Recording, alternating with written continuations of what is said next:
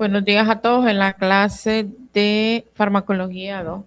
El día de hoy vamos a desarrollar lo que es la farmacología ansiolítica y antipsicótica. Siempre en la unidad 2, corresponde la farmacología del sistema nervioso central. Lo que pasa es que es bien grande y pues tenemos que abarcar cada una de las clasificaciones.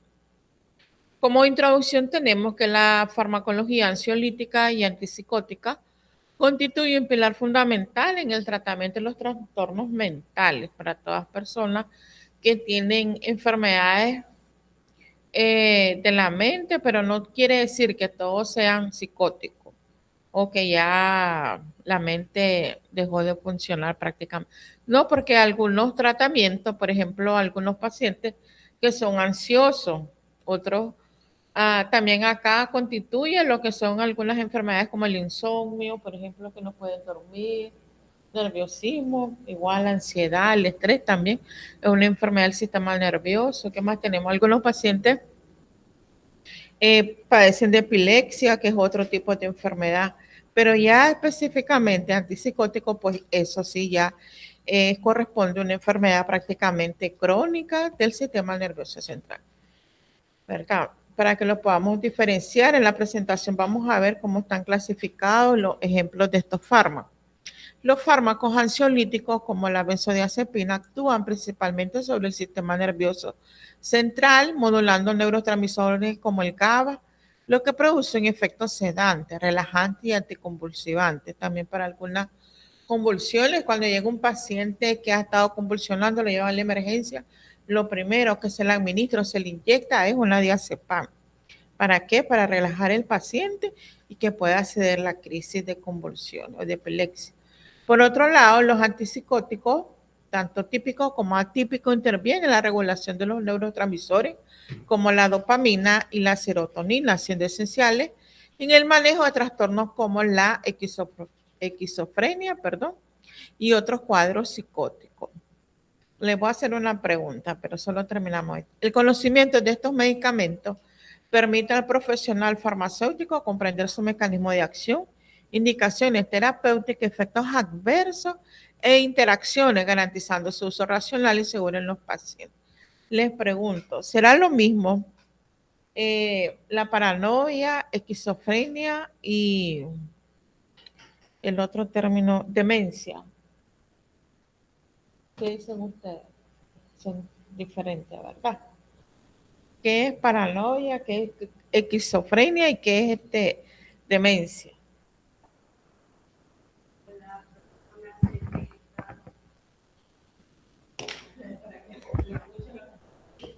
Pa- Paranoia es cuando la persona se siente amenazada por causas extrañas.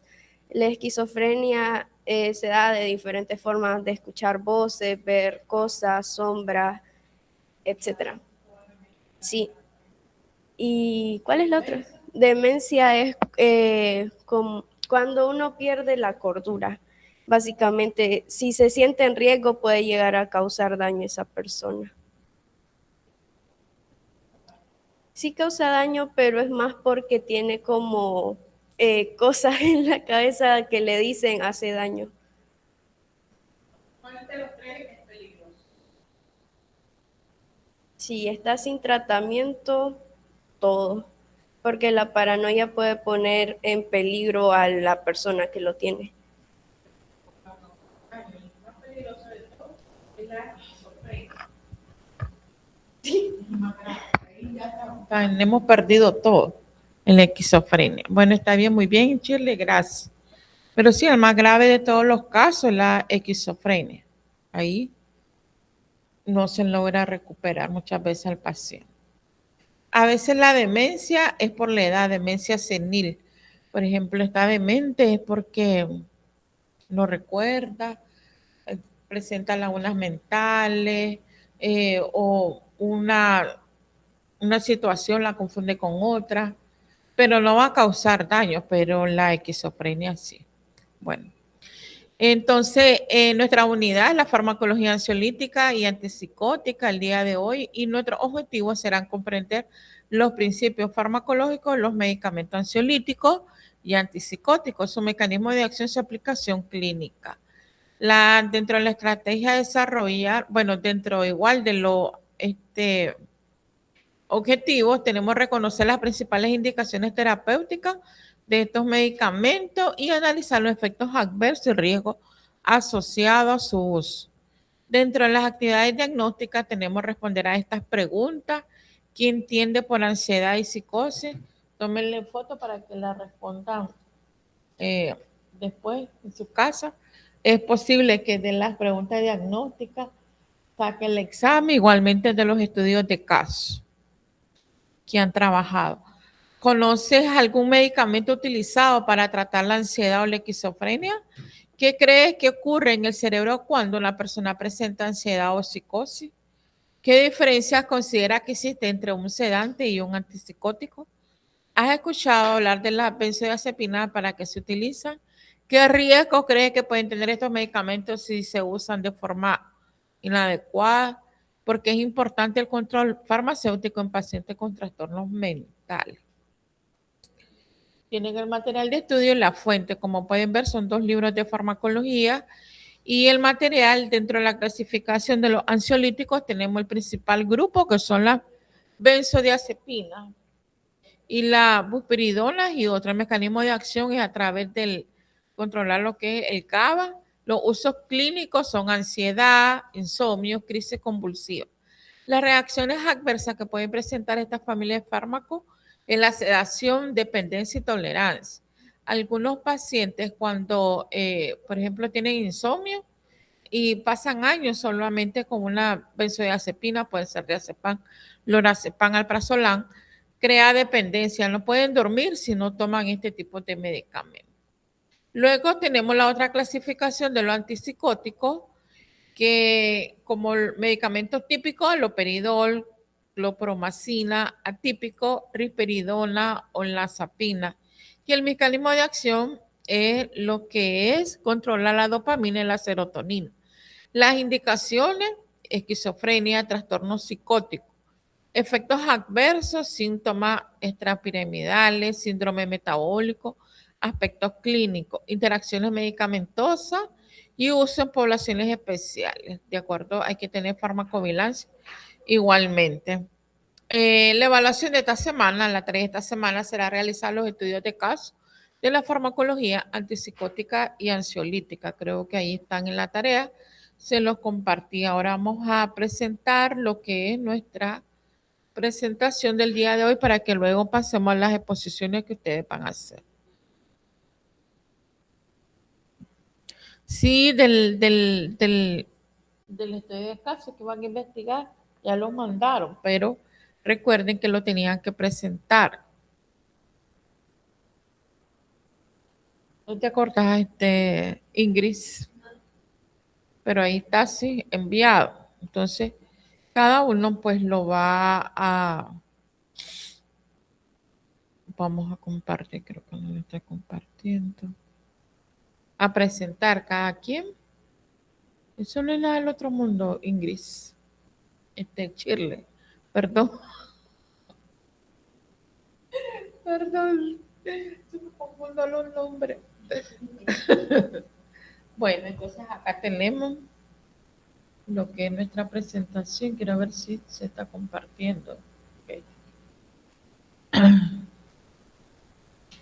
Entonces, se denomina lo que es psicofarmacología clínica, farmacología de antipsicóticos, antidepresivos y ansiolíticos. En visión general, como tratamiento, tenemos los antipsicóticos, antidepresivos y ansiolíticos. La indicación de los antipsicóticos, el manejo de trastornos del pensamiento, síntomas positivos o negativos de la psicosis. Generalmente la psicosis, cuando tenés una idea fija, una idea que no se cambia, no es cambiada por nada, que el paciente no logra salir de esa idea. Entonces, no sé si han escuchado a veces cuando algún comentario, algunas personas dicen, ya está psicótico, ese está psicótico, no puede salir de esa idea. Por eso hay que tener mucho cuidado con este tipo de pacientes. Generalmente los pacientes, cuando tienen una psicosis, son los que llegan y matan a una persona, llegan a matar por ese pensamiento. Entonces hay que tener mucho cuidado con estos pacientes. Los antidepresivos es la relajación del efecto, energía y control de impulso mediante sistemas de monoaminas. El ansiolítico, bueno, generalmente como lo dice su palabra, perdón, antidepresivo para evitar la depresión. En la depresión está clasificada en grado, leve, moderada y crónica. Entonces, algunos tratamientos la indicación de los tratamientos antidepresivos es sacar al paciente de esa depresión, o por lo menos controlarlo, porque algunos pacientes que padecen depresión, de acuerdo al grado, si es muy grave, pueden llegar al suicidio. Entonces se debe controlar ese tipo de depresión. También con otras alternativas no farmacológicas, ¿verdad? Los ansiolíticos es la modulación del sistema de alerta y reducción de la hiperexcitabilidad neuronal. También para regular la ansiedad, el nerviosismo. Cualquier persona normal puede llegar a padecer de ansiedad. Eso no quiere decir que igual el estrés es producto de la ansiedad. Entonces tenemos la primera parte que son los antipsicóticos. La clasificación general tenemos típico y atípico. La número 1 de la primera generación, los fármacos, como ejemplo de fármaco, haloperidol, la clopromacin. Cuando lleguen a su farmacia algún paciente, estos solamente se pueden vender solo con receta médica, porque son medicamentos controlados. Todos los de esta clasificación, todos los medicamentos que son del sistema nervioso central son medicamentos controlados. Entonces, para los farmacéuticos, cuando lleguen a su farmacia, saben que deben de pedir la receta. El mecanismo es un antagonista potente, los receptores D2, alta afinidad, altos riesgos de efectos extrapiramidales. Y el otro grupo, que son los atípicos, de la segunda generación. Ejemplos de fármacos, tenemos la clozapina, la risperidona y la quetiapina. El mecanismo es antagonista del receptor 5HT2A y D2, produce menor riesgo de la sepsis, mayor riesgo de metabólico también. Entonces son diferentes, pero lógicamente un paciente para poder tomar este tipo de tratamiento solo puede ser recetado por el médico psiquiatra. Nosotros no podemos recomendar ningún tipo como farmacéutico, ningún tipo de medicamento psicótico, no podemos. ¿Por qué? Porque es el psiquiatra el que lo debe de valorar. Recuerden que debe de revisar su clínica, su historia y otros componentes de protocolo de uso de este tipo de medicamentos. Entonces, por eso que en la farmacia cada paciente debe de llevar su receta por un médico psiquiatra. Estos no son cualquier medicamento, sino que son medicamentos controlados y se deben de reportar en el informe mensual al Ministerio de Salud. No podemos jugar con esos medicamentos. La farmacodinámica de los antipsicóticos típicos, tenemos que la vía mesolímbica en el bloqueo del receptor D2 reduce los síntomas positivos, en este caso que son la alucinación. Como pacientes antipsicóticos, psicóticos que producen, el que padecen de esquizofrenia. Entonces, como decía Chile al comienzo, comienzan a haber visiones, no son visiones, son alucinaciones. A ellos se les presenta todo en la película y lo están viendo en su mente. Otros tipos de pacientes que comienzan a escuchar voces, a veces escuchan que las cosas caminan, qué sé yo, o sea, una realidad distorsionada. Entonces, estos son los que corresponde a alucinaciones. A veces también algunos pacientes sufren alucinaciones como una consecuencia del uso de demasiado alcohol. Por ejemplo, los alcohólicos, no sé si ustedes han conocido, han escuchado, aquellos alcohólicos que todos los días toman, toman y toman, al final si ellos dejan de tomar, comienzan a producir este tipo de alucinación. Porque es parte de lo que es de la dependencia de alcohol. Esa es una ya, el cerebro ya está distorsionado por el alcohol. También tenemos dentro de la farmacodinámica que la vía es nicristrina, bloqueo causa de la causa del parkinsonismo y de acticia. Generalmente este tipo de pacientes, esta es otra enfermedad, lo que es parkinsonismo, y que lo vamos a ver en otra clase, ¿verdad? Porque son el tratamiento de Parkinson, porque esta enfermedad, si bien es cierto, puede ser parte de algunos pacientes que son esquizofrénicos, pero otras tienen que solamente padecen de esta enfermedad, que es el Parkinson. No sé si ustedes conocen este tipo de enfermedad o han visto aquellos pacientes que tienen un temblor en las manos, a veces en los pies, que no pueden controlarse. Esto es lo que se llama el parkinsonismo o Parkinson, de la enfermedad de Parkinson, y que igual tiene su forma de tratamiento y de control que lo vamos a ver en otra clase. La vía turbefundibular es el aumento de la prolactina, en este caso de la caloctorrea.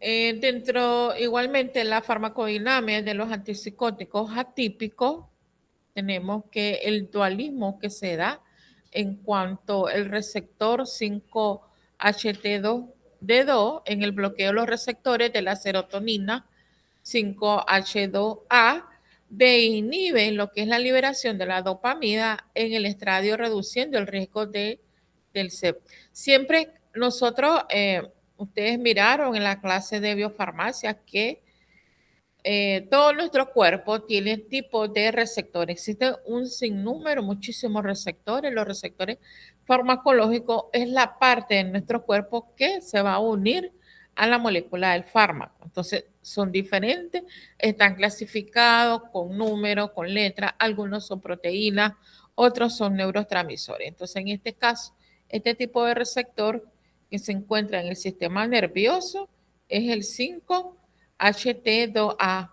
pero también existe el receptor D2. Entonces, así están clasificados y es donde se van a unir este tipo, los fármacos con este tipo de receptor. Este va a causar que desinhibe la liberación de la dopamina en el estradio, reduciendo el riesgo de CEP. Y la cloxapina, el estándar de oro para esquizofrenia refractaria, afinidad débil por D2, por el receptor D2, es la fuente es fuerte, perdón, por el receptor D4 y receptores muscarínicos también. Entonces, acá pues es un poco diferente este tipo de receptor. La farmacocinética de los neurolípticos, tenemos el parámetro, las características clínicas y la importancia. En la absorción, como característica clínica, es variable el efecto del primer paso, pues lógicamente es hepático, porque si es por la vía oral. La importancia requiere ajuste de dosis individual en algunos casos. Por eso el paciente debe acudir al psiquiatra, una cita mensual o según lo requiera el médico, pero que debe llevar una secuencia. ¿Para qué? Para hacer lo que es un reajuste de la dosis individual.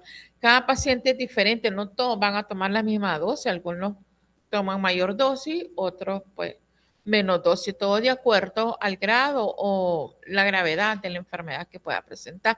La distribución es la alta lipoficidad en la unión de proteínas mayor de un 90% como característica clínica.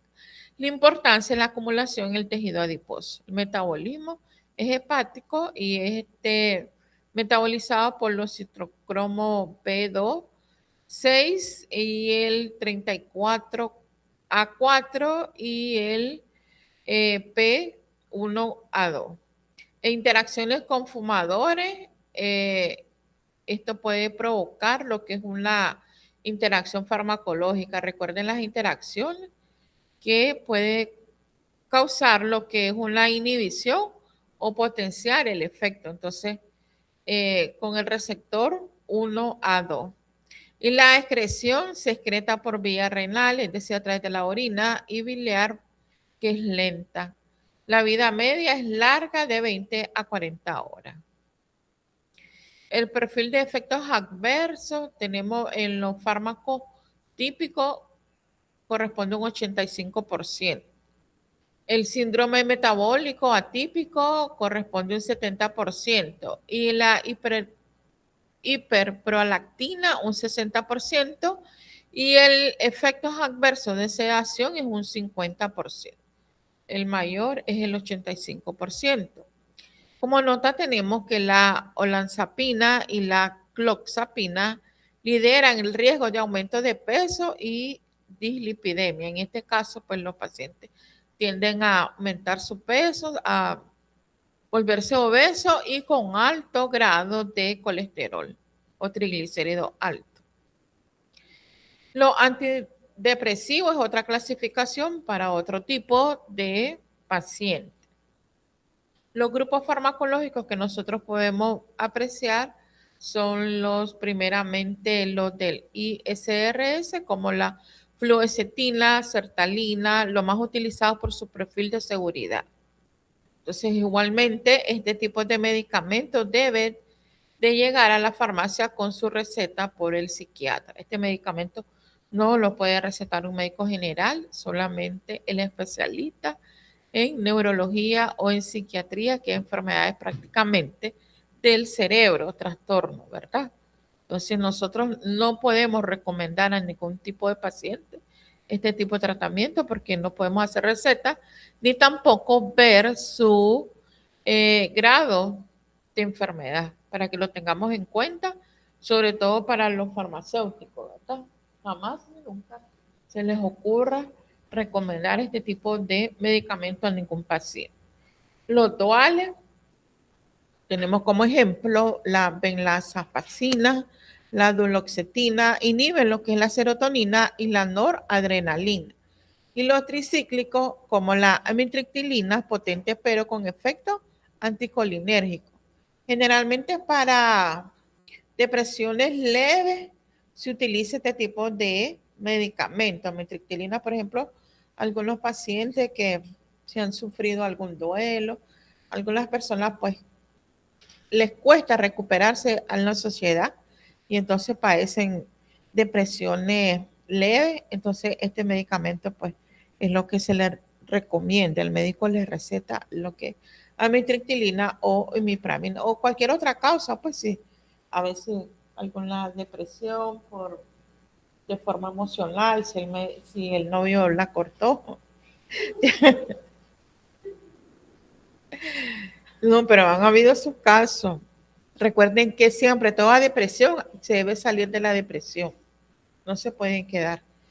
Y dentro de la farmacodinámica de los ISRS tenemos que el mecanismo de reutaque, que los inhibidores selectivos de la recaptación de la serotonina bloquea el transportador del C. Esto aumenta la disponibilidad del receptor 5-HT en la hendidura sináptica, estimulando receptores prosinápticos que regulan el estado de ánimo. Lo importante es sacar al paciente de ese estado de ánimo. También debemos de tener claro que el paciente solo con medicamentos no puede salir de ese estado depresivo. Debe utilizar otras técnicas. Y lógicamente, pues que el médico se la debe recomendar, como es salir, como hacer algo útil, donde el paciente pues vaya olvidando vaya saliendo de ese estado emocional, de ese ánimo, debe de recuperar el ánimo, porque no se puede permitir que el paciente, que la depresión siga en aumento, porque cuando llega a su punto más alto, tienden a suicidarse. Entonces, no podemos nosotros permitir eso, ¿verdad? O sea que la indicación es sacar al paciente de ese estado depresivo. Bueno, como dato clínico, no bloquea significativamente receptores H1 o muscarínicos, este tipo de medicamentos. Dentro de la cinética lactancia terapéutica, la respuesta clínica demora de 2 a 4 semanas debido a la necesidad de la neuroplasticidad y el down regulación de receptores presinápticos. La seguridad de los efectos adversos, esto puede causar lo que es una disfunción sexual común hasta el 70%, es decir, que tiende a bajar lo que es el líbido en algunos varones gastrointestinales, puede provocar náuseas, diarreas por receptores 5H3. El síndrome de serotoninérgico por interacción o sobredosis, también algunos pacientes tienden a tomar 2 tabletas, por ejemplo, entonces sobredosis. La toxicidad se ve solo en tricíclico y puede provocar arritmias también, es decir, comienza el corazón a latir más fuerte. Luego vamos a la parte 3, que son los ansiolíticos. Este tipo de clasificación es muy utilizada en todas las farmacias, prácticamente es lo que más las farmacias venden porque como sirve para todo tipo de, este tipo de benzodiazepina, sobre todo para el insomnio, para la ansiedad, para el nerviosismo, para inquietud generalizada, entonces por eso es muy utilizada. Entonces, esta clasificación de estos fármacos son moduladores aliostéricos, la benzodiazepina según los receptores GABA entre las subunidades alfa y gamma. Acá en la universidad se hizo un tema de tesis, un grupo de estudiantes defendieron una tesis de la benzodiazepina para un grupo de estudiantes, sobre todo de farmacia, y se logró que hay un uso de un 25% de benzodiazepina el año pasado. Se hizo esa tesis. El mecanismo aumenta la frecuencia de apertura del canal de cloro y el resultado es la hiperpolarización neuronal y el efecto inhibitorio, por lo que algunos jóvenes utilizan este tipo de medicamentos para combinarlo con una cerveza. Por ejemplo, toman la diazepam o una cerveza. ¿Para qué? Para potenciar el efecto. Y en este caso, tomar menos cerveza. La duración tenemos dentro de la clasificación ultracorta, que es menor a 6 horas, el medicamento, ejemplo, como midazolam, latriazolam. El uso clínico en inducción de anestésica.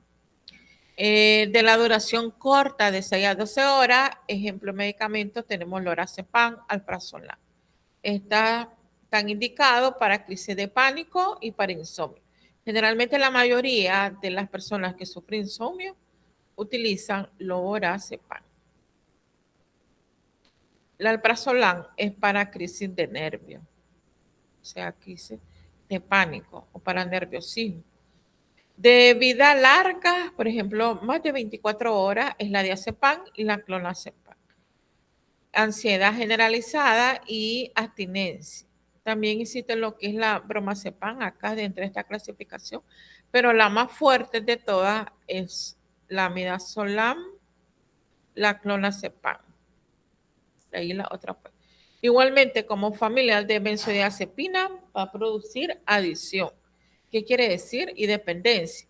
Que el paciente siempre, si lo ocupa para insomnio, todas las noches va a necesitar de una lorazepam para dormir. Y va a llegar un tiempo en que la lorazepam ya no le va a llegar, entonces se va a cambiar a la diazepam. Después pasa el tiempo y la diazepam ya no le llega, entonces se cambia a la clonazepam. Hasta que llegue el momento que no le llega ninguno. ¿Por qué? Por la dependencia que provoca este tipo de medicamentos. Por eso se debe de utilizar, buscar otras alternativas medicamentosas o no farmacológicas también. Alternativa de la no benzodiazepínica tenemos la buspiridona, es un agonista parcial del receptor 5HT1A, tarda 2 semanas en hacer efecto, no causa sedación y dependencia ni ataxia también, este medicamento. La pregabalina es un modulador de canales de calcio dependientes del voltaje, eficaz en trastornos de ansiedad generalizada. Hay pacientes que padecen de la ansiedad generalizada, es decir, que si no toman un medicamento tranquilizante pasan totalmente nerviosos todo el día y no pueden trabajar ni hacer ninguna actividad. El riesgo del uso prolongado, el 100% riesgo de tolerancia, dependencia mayor en benzodiazepina en la vida media corta. El efecto rebote produce ansiedad extrema al suspender súbitamente este tipo de medicamentos. El deterioro cognitivo, riesgo aumentado de caída y demencia en ancianos. Como pueden ver, se va a deteriorar lo que es el cognitivo, es decir, el cerebro prácticamente. Por eso es que ellos tienden, los ancianos, a tener ciertas lagunas mentales, a no recordar, a confundir ciertas cosas. En algunos casos, por deterioro de la mente. Ahora recuerden que este tipo de población va perdiendo las capacidades poco a poco, e incluso lo que son la mente, ¿verdad? Pero si utilizan este tipo de medicamentos, pues más rápido van a caer en este efecto. En comparativa de psicofármacos, tenemos dentro de la clase la dinamia principal, la cinética clave y el riesgo mayor. Por ejemplo, el antipsicótico, en la dinamia principal es un antagonismo de los receptores de 2 y 5-HT2. La cinética clave, metabolismo del citrocromo P2 de 6 y el riesgo mayor es el metabólico. Antidepresivo, inhibición de la serotonina, NET y la cinética clave, latencia de 2 a 4 semanas. No puede pasar más de 4 semanas. El riesgo mayor es la difusión sexual, gastrointestinal, algunos efectos gastrointestinales, como miramos, diarrea, las convulsiones. Y en la clase de los ansiolíticos, la dinámica principal, la modulación de los receptores GABA A, la cinética clave, metabolitos activos y el riesgo mayor es la dependencia y la sedación, lo que yo les decía. Todas las benzodiazepinas van a provocar dependencia y sedación. Es decir, que el paciente pues no puede. ¿Alguna pregunta?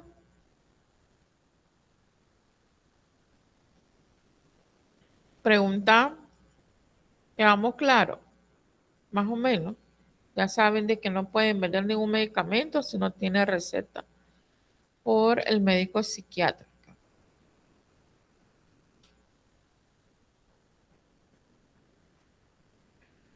Porque es muy controlado este tipo de medicamentos. Ahí tienen lo que son las referencias. Entonces, ¿cómo estamos de tiempo? Tenemos tiempo todavía. Vamos a pasar ahora al presentar el video y luego pues ya pasamos a las exposiciones para que ustedes estén listos. Recuerden que eso era parte de la tarea 2 de los casos que van a investigar.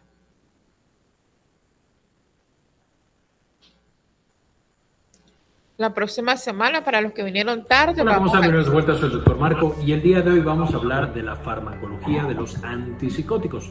Ya saben que en estos videos abordamos todo acerca del fármaco, lo bueno, lo malo y también lo feo, de manera muy general, para los médicos de primer contacto que sepamos manejar este tipo de medicamentos tan importantes. Entonces veremos la mayoría de los antipsicóticos y sus generalidades del uso. Sin embargo, por supuesto, será muy importante, ya que los vayamos a utilizar con los pacientes, que nos metamos mucho más en el uso de estos fármacos. Entonces, con esto empecemos. Analicemos entonces la farmacología del haloperidol, la quetiapina y otros antipsicóticos, lo bueno, lo malo y lo feo, como en todos los videos de farmacología. Los antipsicóticos son un grupo heterogéneo de fármacos. Esto quiere decir que son diferentes estructuras químicas y esto nos lleva, por supuesto, a que tengan diferentes perfiles de seguridad y diferentes efectos sobre el cerebro. En un mismo grupo o en un mismo tipo de antipsicóticos podemos encontrar eventos adversos completamente diferentes. Y por eso requiere buen entrenamiento y llegar a un adecuado nivel de expertise con estos fármacos.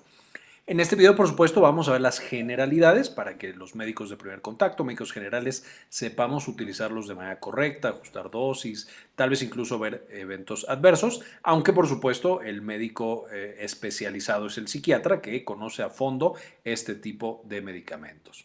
Ahora, los antipsicóticos, como dice su nombre, van a ser utilizados para tratar los diferentes tipos de psicosis. Que la psicosis esencialmente es esta desconexión con la realidad, que el paciente tenga pensamientos, de nuevo, que no están sustentados a la realidad, muy característico de la esquizofrenia, que es una psicosis primaria y que ya hemos revisado en videos pasados. Les dejo el enlace en la parte de arriba para que puedan checar qué onda con esto de la esquizofrenia. Ya quedamos que tenemos numerosos mecanismos de acción, los dividimos en general en dos grandes tipos, los antipsicóticos atípicos y los antipsicóticos típicos, que más adelante vamos a mencionar cuáles son las diferencias. Y lo que buscamos con estos antipsicóticos es reducir básicamente los síntomas positivos de las enfermedades tipo psicosis y de la esquizofrenia, entre los cuales encontramos las alucinaciones, los delirios, la agitación y el pensamiento y comportamiento desorganizado. Y son bastante efectivos para controlar estos puntos particulares. Importante recordar que la esquizofrenia en particular va a tener también signos y síntomas negativos, que estos no van a ser manejados de manera adecuada con antipsicóticos. Para esos vamos a requerir otras cosas como psicoterapia, rehabilitación, psicoeducación, etcétera, etcétera. Finalmente mencionar que, hablando de nuevo de la esquizofrenia, si nosotros tuviéramos un manejo adecuado y un buen acceso a los antipsicóticos, el 50% de los pacientes con esquizofrenia podrían tener vidas básicamente normales.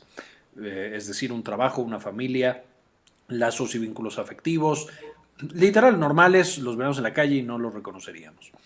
Cuando no tenemos acceso o no sabemos manejarlos de manera adecuada, ahí esos 50% de pacientes que tendrían una vida normal tienen una vida completamente diferente, internados, con mucha discapacidad, etcétera, etcétera. Entonces, el buen manejo de los antipsicóticos puede cambiar la vida a una gran cantidad de personas. Ahora, ¿de dónde vienen los antipsicóticos? Originalmente las patologías de tipo psicosis y en particular la esquizofrenia, pues eran manejados de maneras, digamos, no óptimas. Algunas de las estrategias eran las lobotomías, que literal es hacer una lesión cerebral y destruir partes del cerebro para controlar la psicosis. El internamiento en asilos, y los pacientes se quedan a vivir ahí y eran a veces sometidos a trato francamente inhumano. Y también, una vez que aparecieron terapias un poco más efectivas, la terapia electroconvulsiva, que es bastante buena, es bastante efectiva, rápida, pero por supuesto tiene un perfil de seguridad también bastante complicado, con problemas cognitivos, de memoria, y también no estaba tan bien estandarizada en esas épocas.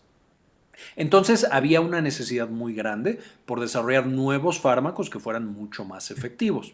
Entonces fue en 1949 cuando Henry Marie Laborit utilizó la prometacina, que era ahí entre un antihistamínico y tenía otros efectos, y barbitúricos para pacientes que presentaban agitación severa, es decir, llegaban al hospital y estaban muy violentos, no se paraban de mover, etcétera, etcétera. Y reportó que esta combinación de prometacina y barbitúricos causaba básicamente una lobotomía farmacológica. Es decir, el paciente quedaba mucho más tranquilo, no se movía, no tenía esa agitación, esa ansiedad, etcétera, etcétera. Le gustó mucho el resultado y en 1952 Laborit convence a otro psiquiatra, Joseph Hammond, de tratar a un paciente con manía, que recordarán de la clase de trastorno bipolar, que también les dejo en la parte de arriba para que chequen. Estos pacientes con manía pueden llegar incluso a tener alucinaciones y agitación extrema. Entonces lo convence y empieza a utilizar la prometacina en ese mismo paciente con manía y descubre que tiene efectos antimaníacos. Es decir, en ese momento de agitación baja el nivel de agitación que tiene ese paciente. Pero no solo eso, se lo siguieron administrando y vio que el paciente estabilizaba su estado de ánimo. Y entonces encontró que podían tener algunos resultados como estabilizador del estado de ánimo, especialmente como antimaníaco.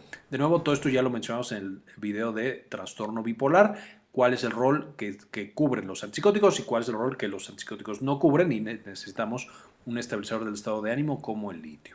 Pero bueno, aquí fue cuando se empezó a investigar en trastorno bipolar. Ese mismo año, Jean Delay y Deniker comienzan estudios clínicos ya más serios, más grandes, aleatorizados, controles versus placebos, etcétera, con la clorpromacina en manía, de nuevo, trastorno bipolar, y en psicosis, presentando una vez más muy buenos resultados y acuñan el término de neuroléptico, específicamente al efecto que tenían estos medicamentos en el aplanamiento motor que presentaban los pacientes. Es decir, ya no se movían ni se querían mover, tenían también aplanamiento emocional, no estaban tan reactivos, un poquito como si estuvieran medio sedados. También encuentran que algunos pacientes presentan eventos adversos serios y lo llaman síndrome neuroléptico a esa complicación particular. A partir de este momento, los antipsicóticos típicos empiezan a llamarse también neurolépticos. Y más adelante lo vamos a ver, pero por supuesto es debido al efecto que tienen sobre la transmisión dopaminérgica, evitando que la dopamina tenga una función normal en el cerebro. Bueno, normal para lo que tendrían estos pobres pacientes, que por supuesto no es una transmisión normal. Ahora, más adelante, Elks y Elks en estudios clínicos controlados corroboran la utilidad de estos antipsicóticos en psicosis y básicamente inician la psiquiatría neurobiológica, el momento en el cual entendemos que lo que pasa en el cerebro, las enfermedades mentales, tienen una base biológica, son neuronas que están afectadas y que no están teniendo una buena actividad y que podemos, a través de otras intervenciones biológicas, estas incluyen por supuesto terapia electroconvulsiva, terapia farmacológica con antipsicóticos e incluso por supuesto psicoeducación o psicoterapia, cambiar esa propiedad biológica que tiene el cerebro afectado y mejorar la enfermedad. Antes de eso era así como mágica la psiquiatría y la salud mental. Más adelante, en 1958, el doctor Paul Janssen, tratando de desarrollar nuevos anestésicos, un medicamento que causara parálisis pero que también quitara el dolor, desarrolla el haloperidol. Una vez que lo estuvo probando, encontró que este no tenía efecto analgésico, entonces pues no servía como anestésico, de nuevo siendo este un componente esencial de la anestesia, pero sí generaba sedación importante y generaba un estado cataléptico. De nuevo, que el paciente no se pueda o no se quiera mover y entonces puede contrarrestar de manera muy fuerte a la agitación en la manía y a la psicosis también. Y entonces esa fue la indicación para la cual se empezó a utilizar en seres humanos como cataléptico, como sedante y como antialucinogénico. Por supuesto, los buenos resultados que se encontraron con los antipsicóticos, de pasar a un paciente que tenía que estar hospitalizado y que le teníamos que hacer una lesión cerebral para que se estuviera quieto, a darle un medicamento que sí tenía un perfil de seguridad complicado, pero que mejoraba bastante el paciente y que le quitabas el medicamento y se le quita el evento adverso, pues los antipsicóticos se volvieron muy populares y se empezaron a utilizar muchísimo, de nuevo, en trastorno bipolar en la fase de manía y también en la esquizofrenia y algunas otras psicosis. Pero por supuesto, conforme se usaban más y más y se comercializaban más y más, encontrábamos más los eventos adversos clásicos, que son los efectos extrapiramidales, es decir, que ya no hay dopamina y entonces tienes trastornos motores muy similares a lo que pasa en el Parkinson, y también el síndrome neuroléptico, que es la complicación más severa. Entonces no nos gustaba eso, queríamos desarrollar algo más seguro, algo que funcionara mejor, y se empieza a utilizar la clozapina. Y la clozapina mostraba también un importante efecto antimaníaco y antipsicótico, y vamos a ver más adelante que en los estudios eso pasaba, pero no mostraba efectos extrapiramidales, es decir, no parecía que afectara la dopamina y que causara como si el paciente tuviera Parkinson. Entonces dijeron, no puede ser un antipsicótico a pesar de que funcionaba en los pacientes con psicosis. Entonces se organizan grandes ensayos clínicos por Steele y Hippius y con el buen resultado que tienen, de nuevo en esquizofrenia y en manía, se comercializan. Sin embargo, la clozapina se encuentra que tiene una alta toxicidad en sangre. Que de hecho, incluso en la actualidad hay algunos países en los cuales los pacientes que toman clozapina tienen que hacerse una biometría hemática mensual. Y si no puede ser la biometría, incluso recomiendan no utilizar la clozapina por lo tóxica que puede llegar a ser en el tema de hematología. Pero bueno, fue el primer antipsicótico que funcionaba para tratar esquizofrenia y psicosis, pero que no tenía ese perfil de seguridad de síntomas extrapiramidales y tipo Parkinson, y también con una baja prevalencia de síndrome neuroléptico. Siguiendo con esta línea de estos antipsicóticos que ya no trabajaban solo sobre dopamina y entonces bautizaron como antipsicóticos atípicos, aparecen otros como la risperidona, la olanzapina, la quetiapina y demás. Ahora, ¿cómo van a funcionar? Ya quedamos que tenemos dos grandes grupos. El primero está representado por los, o mencionado como antipsicóticos típicos. El haloperidol de nuevo fue o es de los más evidentes y significativos que tenemos de los típicos y básicamente son antagonistas de D2, es decir, bloquean la actividad del receptor D2. Estos receptores dopaminérgicos D2 van a estar en muchas de las vías dopaminérgicas y por supuesto entonces estamos bloqueando la actividad dopaminérgica sobre ellas. Los antipsicóticos típicos van a estar caracterizados por eventos extrapiramidales, son conocidos también como neurolépticos y van a tener una frecuencia elevada de síndrome, o bueno, comparativamente una frecuencia elevada de síndrome neuroléptico, y algunos ejemplos son la clorpromacina, el haloperidol, la flufenacina y la tiaprida. Por otro lado tenemos los antipsicóticos atípicos. Y estos van a tener también un efecto antagonista sobre D2, pero también sobre 5-HT2A, que por supuesto es un receptor serotoninérgico. Estos además no tienen una frecuencia tan elevada de eventos extrapiramidales, aunque también pueden llegar a presentarlo, especialmente a dosis elevadas, que tienen más y más efecto antagónico sobre D2. Pero la característica o el evento adverso más que pensamos en los antipsicóticos atípicos van a ser eventos metabólicos y hematológicos. Estos no son neurolépticos, presentan una incidencia más baja de síndrome neuroléptico y algunos ejemplos son la clozapina, que ya mencionábamos, risperidona, quetiapina, olanzapina y aripiprazol. Importante mencionar que aunque solo estamos mostrando el efecto farmacológico, es decir, lo que nos gusta que hagan al cerebro y por lo que creemos que tiene su efecto antipsicótico, pero al ser moléculas, viejitas, no tan específicas y muy diferentes entre ellas, van a tener muchos otros efectos. Tienen efectos anticolinérgicos, es decir, bloquean acetilcolina, van a tener efectos antiadrenérgicos, es decir, bloquean adrenalina o noradrenalina, que es la versión de neurotransmisor, y también, por supuesto, antihistamínicos, es decir, bloquean la histamina, con todas las consecuencias que eso puede llegar a tener y vamos a ver más adelante.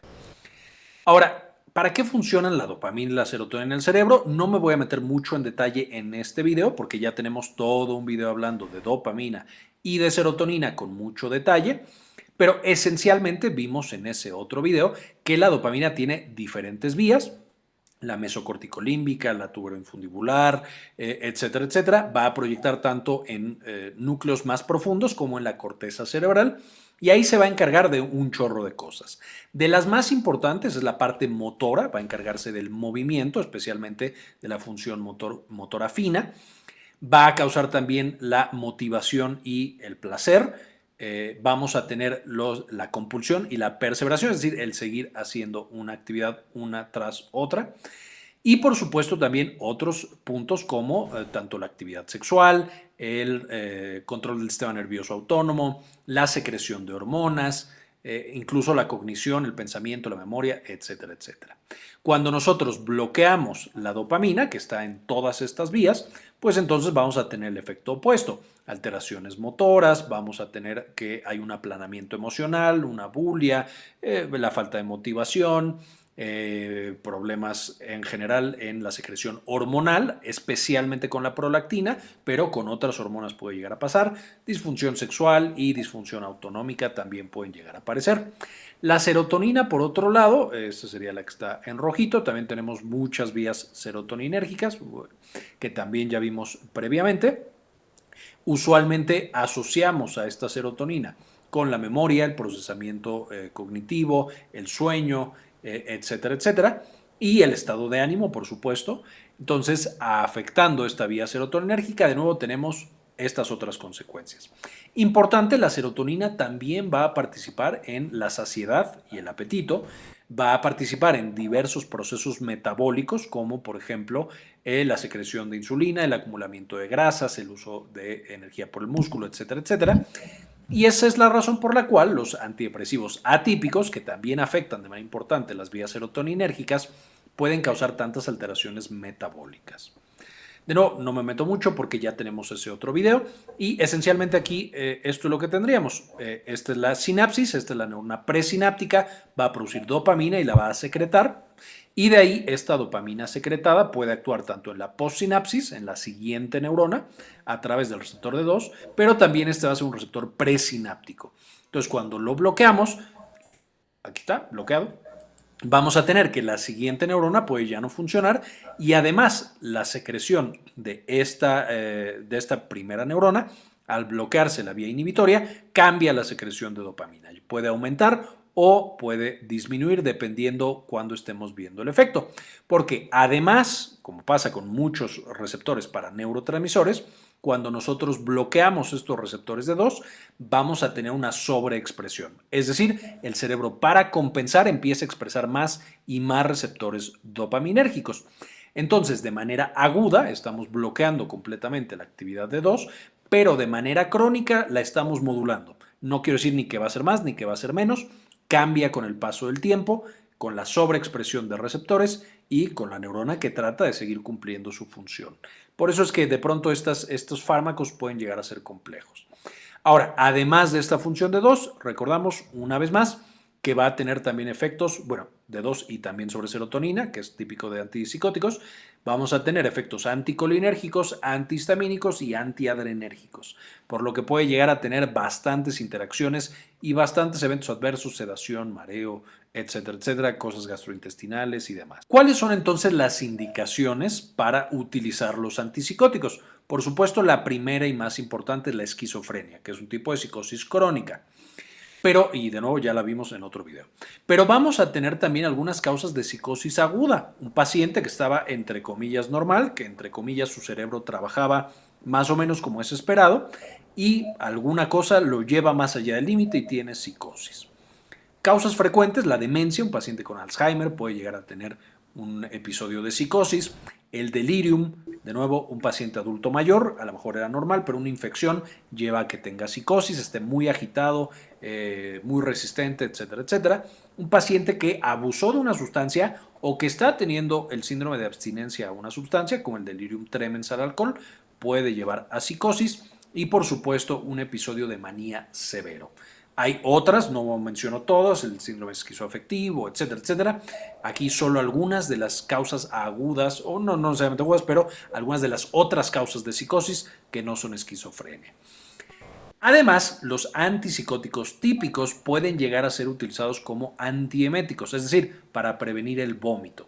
No es, por supuesto, la primera línea, no es el uso más frecuente, pero por su farmacología también se llegan a utilizar para prevenir ciertos tipos de náusea y de vómito.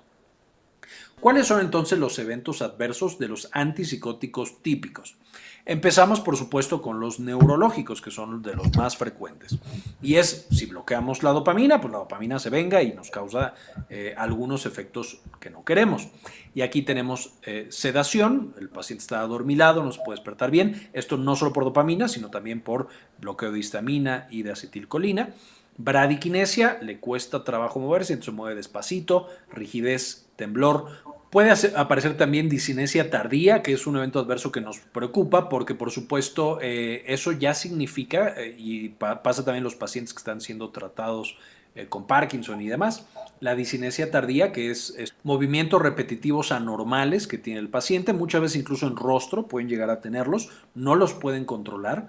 Y el tema es la disinesia tardía puede incluso llegar a ser irreversible. Muchas veces suspendemos el medicamento, lo cambiamos por otro tipo de fármaco y desaparece, pero ya nos preocupamos porque puede llegar a ser permanente y nos está indicando que ya hay muchísimos receptores de 2 porque el cerebro está tratando de compensar. Vamos a tener también muchas alteraciones cardiovasculares, de nuevo esto asociado al antagonismo de 2, pero también al bloqueo adrenérgico que podemos llegar a tener. La hipotensión, principalmente cuando nos paramos, hipotensión ortostática, porque la noradrenalina no logra cambiar nuestra presión arterial rápido entre cuando estamos sentados y cuando estamos parados. La depresión cardíaca y arritmias pueden llegar a suceder, especialmente con el haloperidol, y de hecho por eso se recomienda un electrocardiograma antes de empezar haloperidol, incluso muchas veces como seguimiento de esos pacientes con haloperidol. Puede llevar frecuentemente a disfunción sexual, puede llevar a que haya demasiada prolactina, no puede afectar a otras hormonas, pero la prolactina es de las más importantes, y esta hiperprolactinemia muchas veces lleva también a galactorrea. Es decir, que el paciente produzca leche y tenga leche saliendo de sus mamas. Esto tanto para mujeres como para hombres puede tener este evento adverso. Y finalmente el síndrome neuroléptico, no me voy a meter mucho en detalle de este, más adelante tendremos un video específico para ese síndrome particular. Y de nuevo es probablemente la complicación más grave que tenemos del uso de neurolépticos o antipsicóticos típicos, aunque también se puede presentar con los atípicos y con otros tipos de fármacos. En los atípicos tenemos menos, también aparecen por supuesto los eventos adversos neurológicos, son los más frecuentes, pero es mucho menos frecuente los extrapiramidales, es decir, los relacionados con el movimiento, con los atípicos. Los pongo aquí porque pueden aparecer, pero son menos frecuentes que con los de la diapositiva anterior. Y aquí de nuevo es somnolencia, discinesia tardía, rigidez, temblor, bradiquinesia. Todos los antipsicóticos pueden llegar a causar convulsiones y pueden bajar el umbral convulsivo que tiene un paciente. Entonces también tener precaución con eso particular, especialmente en pacientes que tienen epilepsia y también tienen esquizofrenia, o un paciente que está crítico, que lo tenemos en la terapia intensiva y que a lo mejor tiene una crisis convulsiva y aparte tiene un delirium. Eso es súper frecuente, puede llegar a suceder. Cuidado con esas interacciones. Un paciente también puede tener hipotensión con este uso de antipsicóticos atípicos, pero con mucho los eventos adversos más frecuentes que no desaparecen con el tiempo, a diferencia de los de arriba que pueden llegar a acostumbrarse el cuerpo, son los metabólicos y los hematológicos. Y aquí tenemos una ganancia de peso importante, síndrome metabólico e incluso la progresión hasta la diabetes mellitus, hipertensión y dislipidemia. Además de esto, los hematológicos, que básicamente pueden ser lo que sea, de lo más preocupante es la neutropenia, que ya mencionábamos con algunos antipsicóticos muy particulares, pero puede llevar también a anemia, trombocitopenia y algunas otras alteraciones hematológicas. Entonces, mucho cuidado también con esa particular. Ahora, ¿con qué no lo combinamos? Básicamente con otros fármacos que potencien o que compartan eventos adversos. Y aquí tenemos los sedantes, todo lo que apague el sistema nervioso central, alcohol, benzodiazepinas, barbitúricos, antihistamínicos de primera generación, incluso antihistamínicos de generaciones más avanzadas, segunda o tercera, anticolinérgicos tampoco. Todo eso puede potenciar y entonces el paciente está el doble de mareado, el doble de dormido, el doble de hipotensión ortostática, etcétera, etcétera. Cuidado con los antihipertensivos, por exactamente lo mismo, las alteraciones cardiovasculares, y los antiarrítmicos. Aquí, por ejemplo, beta bloqueadores, que son tanto antihipertensivos como antiarrítmicos, muchísimo cuidado. Importante tenerlo en mente porque, de nuevo, nuestros pacientes con antipsicóticos atípicos van a progresar muchas veces a tener sobrepeso y obesidad y más adelante a padecer o necesitar un medicamento antihipertensivo. Cuidado con agonistas adrenérgicos porque si estamos bloqueando receptores adrenérgicos alfa, que son los que más, alfa 2, que son los que más bloquea los antipsicóticos, y le damos algo que le pega a los beta, tenemos muchas veces vasodilatación, como hemos mencionado en el video de beta bloqueadores y en general de sistema nervioso autónomo. Cuidado con combinar con medicamentos para Parkinson, de nuevo, porque los medicamentos para Parkinson incrementan la dopamina y podemos tener, especialmente la levodopa, podemos tener ahí interacciones complicadas. Y finalmente el litio, que se usa mucho como estabilizador del estado de ánimo en pacientes con trastorno bipolar, pero puede incrementar el riesgo de síndrome neuroléptico, que ya vimos también en el video de farmacología del litio, que les dejo también aquí arriba para que puedan checar esa relación complicada que existe. Ahora, algunos ejemplos, primero con antipsicóticos típicos, la clorpromacina, vamos a utilizarla 25 miligramos dosis inicial cada 12 horas, hasta llegar a una dosis de mantenimiento de 75 a 500 miligramos por día. Estos, como ya dijimos, los típicos pueden llegar a usarse como antieméticos también. Luego el haloperidol, podemos empezarlo con 5 a 10 miligramos cada 12 a 24 horas y la dosis de mantenimiento de 5 a 10 miligramos también. Tienen más relación o más frecuencia de efectos adversos cardiovasculares, entonces un electrocardiograma antes de empezar y en el seguimiento es muy bueno y siempre deberíamos considerarlo. También importante mencionar que el haloperidol tiene presentación tanto oral como intramuscular como intravenosa y eso lo hace un antipsicótico preferido en la sala de urgencias o en la unidad de cuidados intensivos, que puede llegar a utilizarse como un medicamento en contra de la agitación aguda que causan algunas enfermedades severas. Luego tengo la clozapina, 12.5 miligramos de inicio cada 12 a 24 horas y podemos llegar hasta 600 miligramos por día. La clozapina se deja a pesar del gran riesgo hematológico que presenta, porque es el único antipsicótico que en términos generales tiene mayor eficacia comprobada, y entonces en pacientes que ya son resistentes, que no respondieron al antipsicótico original o a varios incluso, a pesar de tener un buen apego, se puede mandar clozapina. La olanzapina, ya estos por supuesto son parte de los atípicos. La olanzapina de 5 a 10 miligramos cada 24 horas hasta 20 miligramos por día. Es de los antipsicóticos más modernos, más seguros. Puede usarse en niños y adultos mayores. Sin embargo, también es de los que se asocia a una mayor ganancia de peso y alteraciones metabólicas. Entonces, hay que tener también cuidado y mucho seguimiento para esa parte metabólica en esos pacientes que estén con olanzapina. Y la paliperidona, este es otro de los que tiene presentación oral y también intramuscular intravenosa. Este es uno de los ejemplos de un antipsicótico que se da de larga duración, si no tiene que el paciente tomar una pastilla al día. Esto es súper importante porque el apego es una gran causa de falla terapéutica en los pacientes, especialmente con esquizofrenia. Aquí empezamos con 150 miligramos, de ahí hay toda una fase de inducción en el primer mes de tratamiento, no me voy a meter mucho en eso, pero después lo damos cada 1 a 3 meses, dependiendo de la presentación, y se puede mantener entre 25 y 150 miligramos por mes. De nuevo, este es un buen ejemplo de un antipsicótico de larga duración, de nuevo con presentaciones de 1 y de 3 meses, para pacientes en los que queremos asegurar ese apego. Muchísimos pacientes con psicosis crónica se benefician de este tipo de fármacos. Ahora, algunos consejos y perlas clínicas finales. Tras la administración intramuscular, especialmente de haloperidol, pero de cualquier otro antipsicótico, y especialmente en la primera dosis, que no sabemos cómo va a reaccionar el cuerpo del paciente, es importante monitorizar la presión arterial, el pulso, la temperatura y la frecuencia respiratoria, es decir, los signos vitales principales, justo para encontrar de manera rápida cualquier evento adverso que pueda tener nuestro paciente. Número 2, en esquizofrenia principalmente nos ayudan con los síntomas positivos, que de nuevo son cosas como alucinaciones y todas estas otras. No nos van a ayudar mucho con los síntomas negativos.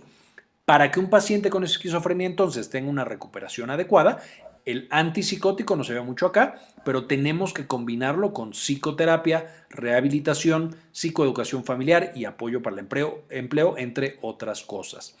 Estas psicoterapias y ayuda psicológica es lo que nos va a ayudar principalmente con los síntomas negativos, rehabilitación y demás.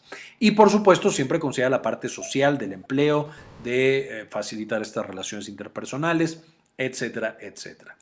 Siguiente, el seguimiento médico que nosotros le hacemos a un paciente que está actualmente con un antipsicótico tiene que ser general, de cosas cardiovasculares y de cosas metabólicas. Además, por supuesto, el seguimiento que se hace de la psicosis y de la esquizofrenia. Entonces, aquí encontramos electrocardiograma, biometrías hemáticas, pruebas de función hepática y renal, medición de electrolitos, prolactina, peso, glucemia y nivel de lípidos.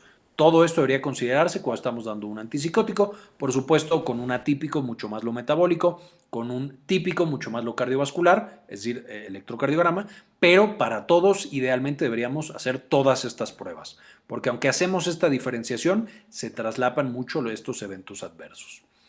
Una vez que yo estoy dando el antipsicótico, puedo evaluar seguridad inmediatamente, cómo le está yendo al paciente, pero la eficacia puede tardar, o el principal sitio o momento de evaluación es de 6 a 8 semanas de haber empezado el tratamiento, porque es cuando empezamos a encontrar ya el efecto terapéutico completo. Por supuesto, se puede hacer escalación de dosis desde antes, pero 6 a 8 semanas es cuando ya tenemos una idea de si el paciente responde o no responde. Y ahí es cuando se puede decidir llevar a otro tratamiento o cambiar la estrategia terapéutica que estamos llevando. Siempre en los pacientes con esquizofrenia, evaluar el apego terapéutico Este de nuevo es de las principales razones de falla. Es difícil tomarse una o varias pastillas al día en un paciente completamente sano, que se lo toma como, no sé, antibiótico porque le acaba de dar una infección, pero en un paciente con una enfermedad crónica es más difícil todavía, y en un paciente que puede llegar a tener eventos psicóticos en los que se desconecta de la realidad, pues es más difícil todavía. Entonces, en el seguimiento, siempre evaluar el apego terapéutico que tienen los pacientes, y si fuera necesario, los antipsicóticos de larga duración van a ser muy buenos para prevenir recaídas y que el paciente tenga de manera sencilla ese apego adecuado. Finalmente, algunos eventos adversos desaparecen con el paso del tiempo, como pasa con otros fármacos, la famosa taquifilaxia o la tolerancia a estos eventos adversos, pero hay otros que no desaparecen, se mantienen todo el tiempo. De esos que se mantienen todo el tiempo, algunos pueden bajar con la reducción de dosis, otros no, y hay que quitar completamente el fármaco, pero entonces estas estrategias de reducción de dosis pueden ser bastante buenas para control de eventos adversos, y entonces se convierte en un acto de equilibrio entre la mejor eficacia terapéutica y tratar de balancear los eventos adversos que pueden aparecer. Finalmente les dejo las referencias de las que saqué la información para este video, para que puedan meterse y aprender mucho más acerca de estos fármacos tan importantes. Bueno, entonces, ahora vamos a pasar a nuestra presentación de su estudio de caso. De la tarea 2, recuerden que les había dicho que iban a presentar, pero como tuvimos el laboratorio, los dos laboratorios, entonces no se hizo, pero para poderla calificar, pues yo necesito que ustedes lo presenten, lo vamos a hacer en orden. Ah, Ingrid. Escuchemos a Ingrid. No. ¿Qué te pasa en el dedo? ¿Por qué? ¿Te golpeaste? ¿Ah? ¿Todas? ¿Ah?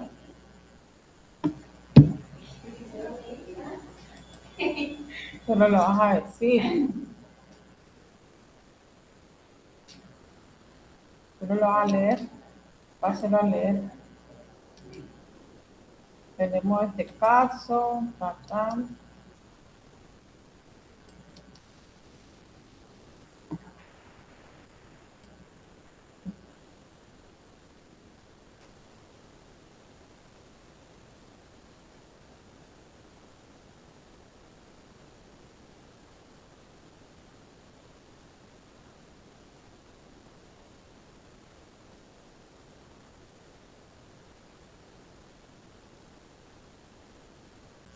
Bueno, vamos a comenzar para avanzar con los virtuales. Entonces tenemos a Nelis.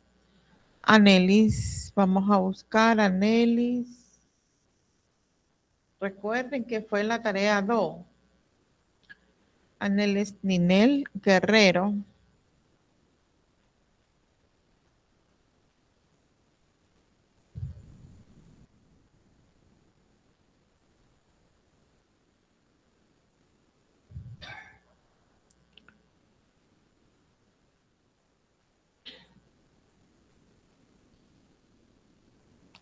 Entonces le escuchamos, Aneli. Mi caso es de una paciente de 49 años que acude a consulta médica solicitando ayuda para lograr una desintoxicación por consumo de opioides. La paciente presenta antecedentes personales complejos, incluyendo baja autoestima, fobia social y un entorno familiar difícil. La paciente trabaja como una recepcionista en un hotel y prefiere realizar turnos nocturnos para evitar el contacto social. Con el tiempo desarrolló un trastorno de personalidad por evitación asociado a fobia social, lo que contribuye a dificultades en sus relaciones interpersonales. La paciente refiere una dependencia a opioides de más de 10 años de evolución. Inicialmente intentó un proceso de desintoxicación con metadona en el año 2006, pero abandonó el tratamiento por falta de motivación. Posteriormente comenzó a consumir comprimidos de tramadol de manera regular para controlar los síntomas de abstinencia, combinando en ocasiones este consumo con heroína fumada. Durante varios años mantuvo este consumo en secreto. En el momento de la consulta, la paciente reporta tomar aproximadamente 3 comprimidos de 50 miligramos de tramadol cada 6 horas. Una semana antes de acudir a consulta, presentó una recaída con consumo de heroína fumada. El caso presentado muestra un claro ejemplo de uso irracional de opioides. En primer lugar, la paciente utilizó tramadol sin supervisión médica adecuada durante un periodo prolongado. Aunque el tramadol es un opioide utilizado para tratar dolor moderado, su uso continuo y sin control puede generar dependencia. Además, la combinación de tramadol con heroína representa un riesgo importante para la salud del paciente, ya que ambos actúan sobre los mismos receptores opioides y pueden aumentar el riesgo de efectos adversos graves.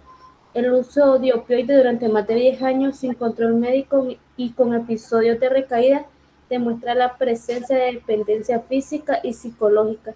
Este tipo de consumo puede provocar problemas de salud, alteraciones en la vida social y dificultades para mantener un funcionamiento normal en la vida cotidiana. Para tratar la dependencia de opioides, el equipo médico propuso iniciar tratamiento con buprenorfina combinada con naloxona. Este tipo de tratamiento se utiliza frecuentemente en programas de desintoxicación y mantenimiento en pacientes con dependencias opioides. La buprenorfina es un agonista parcial de los receptores opioides que ayuda a reducir los síntomas de abstinencia y el deseo intenso de consumir opioides. La naloxona se incluye en la combinación para evitar el uso indebido del medicamento. Antes de iniciar el tratamiento se redujo progresivamente la dosis de tramadol. Además se administró olanzapina en dosis bajas para ayudar a controlar la ansiedad y mejorar el sueño de la paciente. El tratamiento inicial con buprenorfina y naloxona fue de 4 miligramos al día. Posteriormente se aumentó la dosis a 8 miligramos diarios. Tras el ajuste de dosis, la paciente presentó algunos efectos adversos como cefalea, dolor muscular y cansancio, por lo que se decidió reducir nuevamente la dosis y realizar el aumento de manera más gradual. El tratamiento con buprenorfina naloxona representa una estrategia terapéutica adecuada para pacientes con dependencia opioide. Este tipo de terapia ayuda a disminuir los síntomas de abstinencia, reduce el riesgo de decaída y permite mejorar la calidad de vida del paciente. Sin embargo, el manejo de la dependencia a opioides no se limita únicamente al tratamiento farmacológico. También es importante abordar factores psicológicos y sociales que pueden contribuir al consumo de sustancias. El caso presentado muestra cómo el uso prolongado e inadecuado de opioides puede llevar al desarrollo de dependencia. El consumo de tramadol sin supervisión médica y la combinación con heroína constituyen un ejemplo claro de uso irracional de opioides. No obstante, mediante tratamiento adecuado con buprenorfina y naloxona y seguimiento médico continuo es posible iniciar un proceso de desintoxicación y recuperación.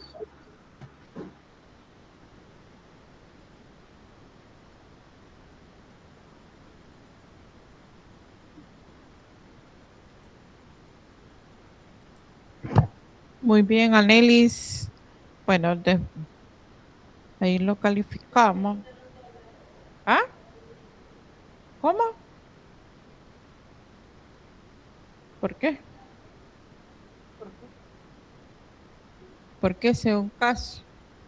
Continuamos acá con Emily Cristina. Emily Cristina García Cisnero está. Sí, estoy. Le escuchamos, Emily. Okay. A mí me correspondía la nanorfina y voy a exponer uno de los primeros casos de estudio sobre los antagonistas opioides.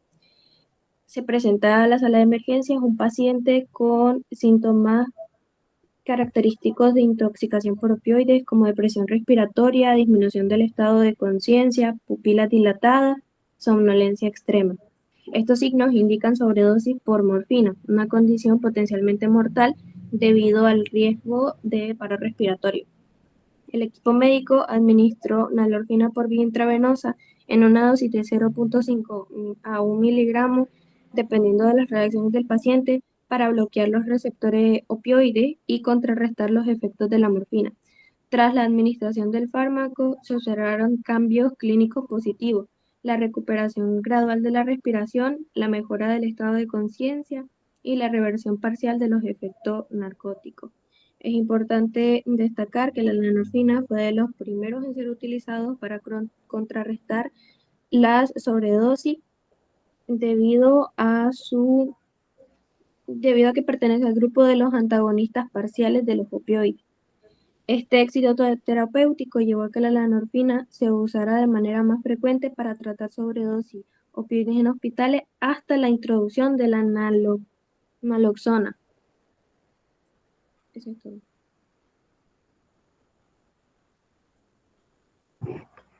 Bueno, está bien. Continuamos ahora con Isela. Isela. Sí, ya voy.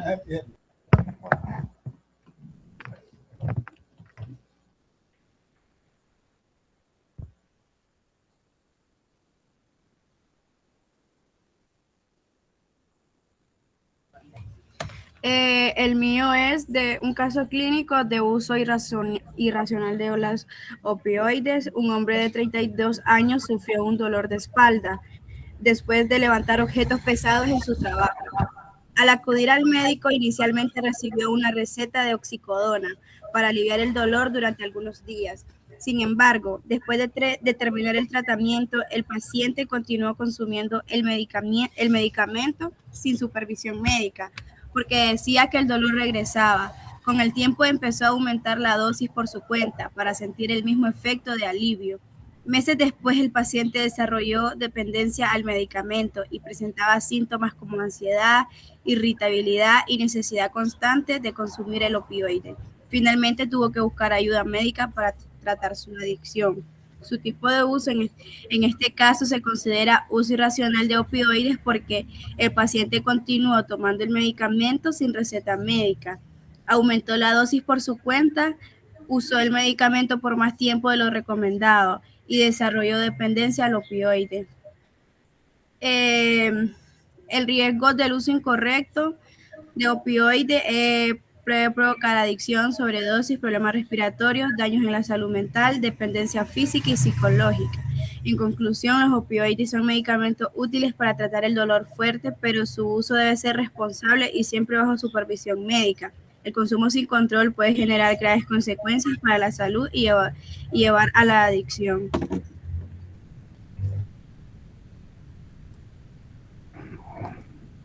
Está bien.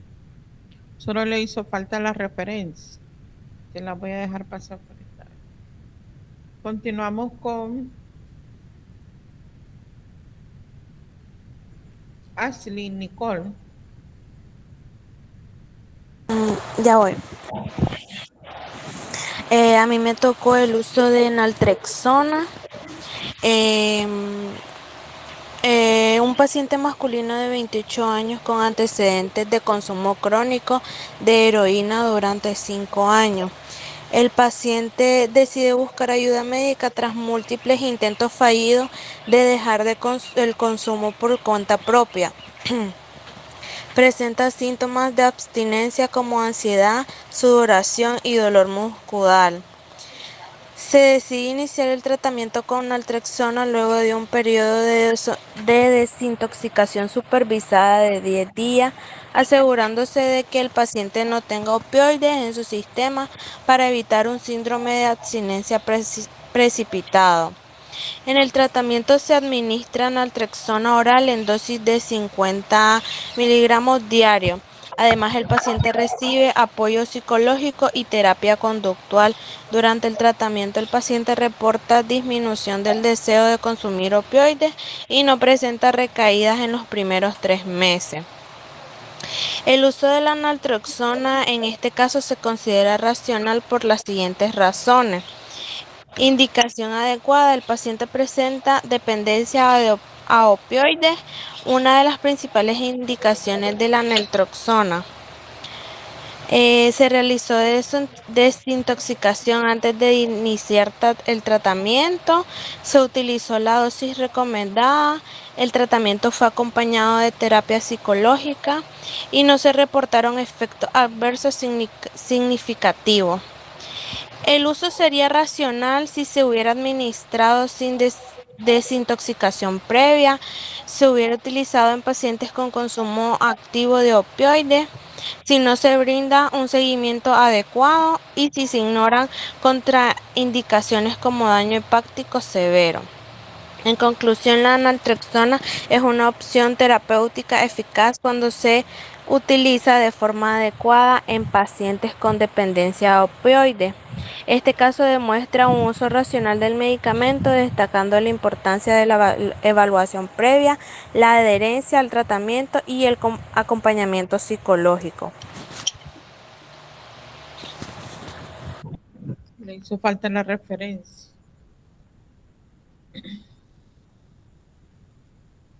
Bueno, continuamos con, según lo que están en línea, tenemos a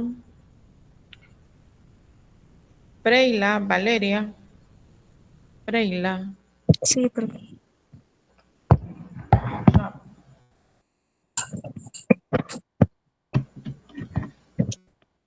Bueno, a mí me tocó la naloxona y hombre de 25 años llega al servicio de urgencia inconsciente. Sus amigos informan que consumió una sustancia que probablemente contenía heroína. Sus signos y síntomas al ingreso eran respiración muy lenta, pupilas muy pequeñas, pérdida de conciencia y el pulso muy débil. Su tratamiento aplicado se administró naloxona por vía intravenosa. Su resultado fue que el paciente recuperó la respiración normal y comienza a despertar. Como análisis del caso, su tipo de uso fue uso racional. Su justificación fue que la naloxona es un antagonista de los opioides, lo que significa que bloquea su efecto en el cuerpo. Se utiliza específicamente en emergencia por sobredosis de opioides. En este caso, el medicamento fue administrado con la indicación correcta y la situación adecuada.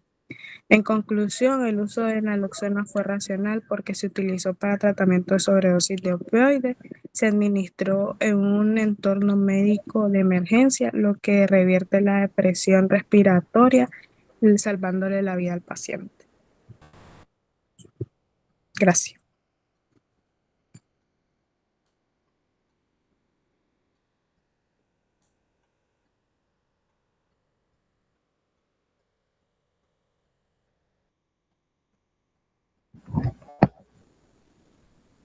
Bueno, continuamos con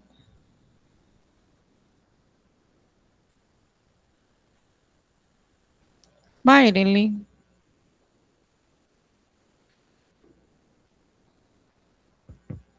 ¿Lo escuchamos?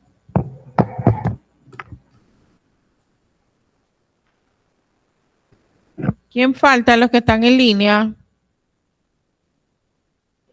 Yo, profesora. Lo escuchamos. Espérenme.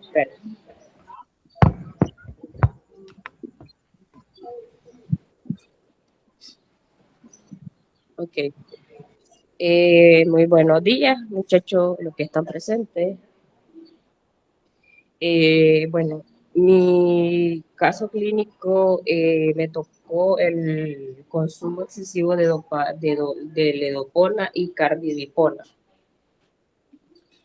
Mi caso clínico es dato del paciente, edad 68 años, sexo masculino, motivo de consulta, temblor en reposo, rigidez muscular, lentitud de movimiento. En la historia clínica tenemos que el paciente refiere inicio progresivo de temblor en manos desde hace un año, acompañado de dificultad para caminar, rigidez, presenta disminución en la expresión facial, movimientos lentos, no antecedentes de consumo de sustancias sin enfermedades psiquiátricas previas. Como posible diagnóstico tenemos enfermedad de Parkinson, asociada a la degeneración de neuronas dopaminérgicas en sustancias negras, lo que provoca una disminución en la dopamina en el cerebro. Tenemos como fisiopatología, la dopamina regula el control motor fino, su déficit causa alteraciones motoras. La barrera hematoencefálica limita el paso de fármaco, el tratamiento farmacológico de ledopoma y cardidopoma. La ledopoma, precursor de dopamina, así que cruza. La VHE, cardipoma, evita la degradación periférica de la ledopoma. Mecanismo de acción, aumento de los niveles de dopamina en el sistema nervioso central. Este mejora los síntomas motores. También pueden causar efectos adversos, tenemos como náusea, vómito, disnesias, movimiento involuntario, hipotensión artrostática, evaluación del paciente tras iniciar tratamiento, disminución de temblor, mejora la movilidad, mayor de dependencia de actividades físicas. Y como conclusión tenemos que el tratamiento del Parkinson muestra que en el sistema nervioso central no solo importa el fármaco, sino su capacidad de atravesar la barrera hematoencefálica. La ledopoma sigue siendo el pilar terapéutico al restaurar la dopamina cerebral y mejora la calidad de vida del paciente. Muchas gracias.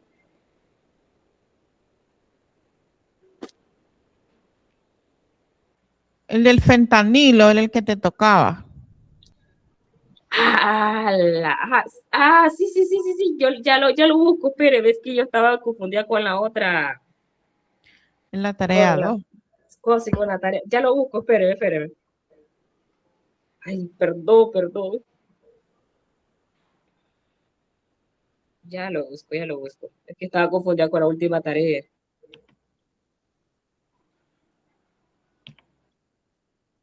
Aquí está.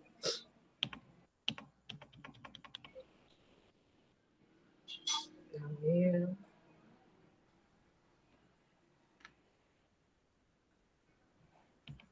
Permítame.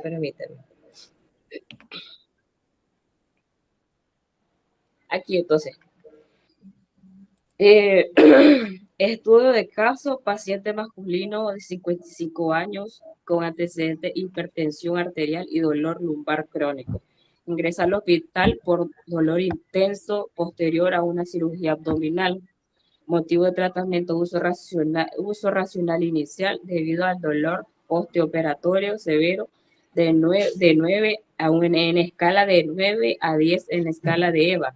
El médico decide administrar fentanilo intravenoso ya que es un opioide potente indicado para el dolor intenso en paciente hospitalizado.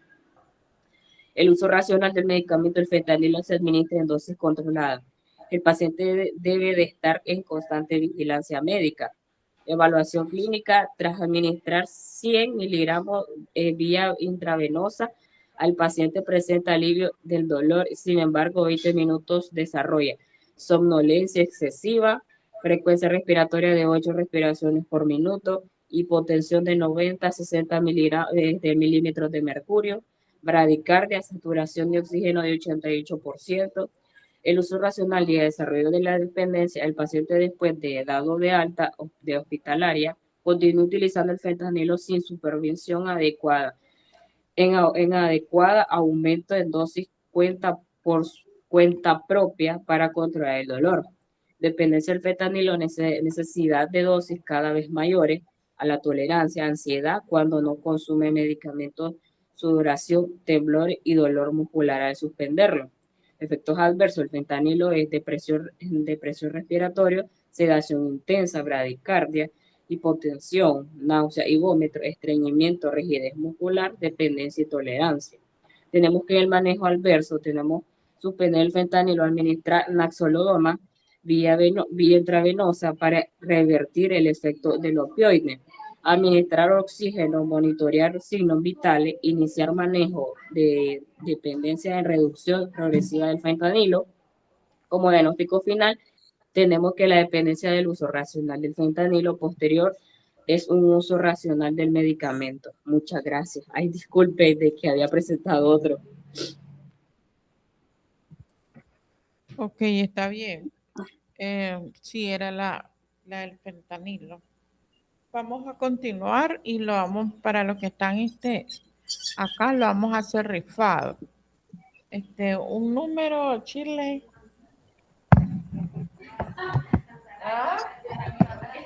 Cuatro, sacar la 4 es Chao, Zulema, no vi.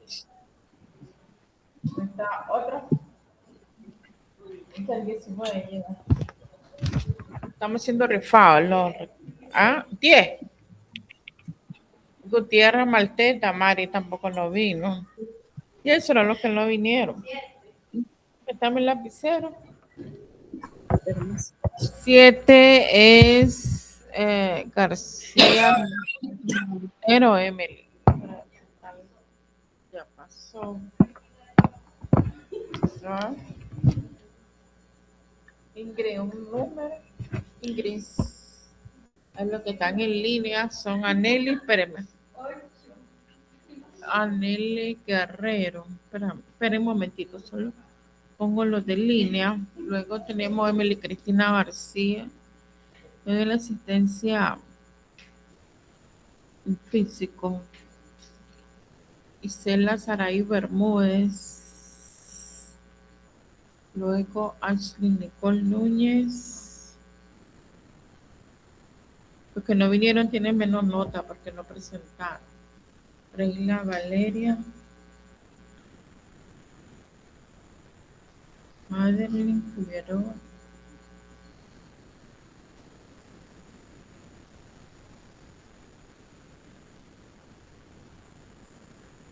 El 8, Chile. Ella misma. Se la con la Ingrid. Espérenme que le pongo acá.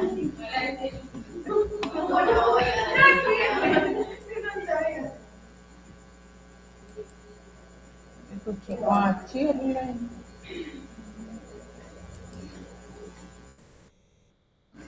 Escuchamos a la Chile.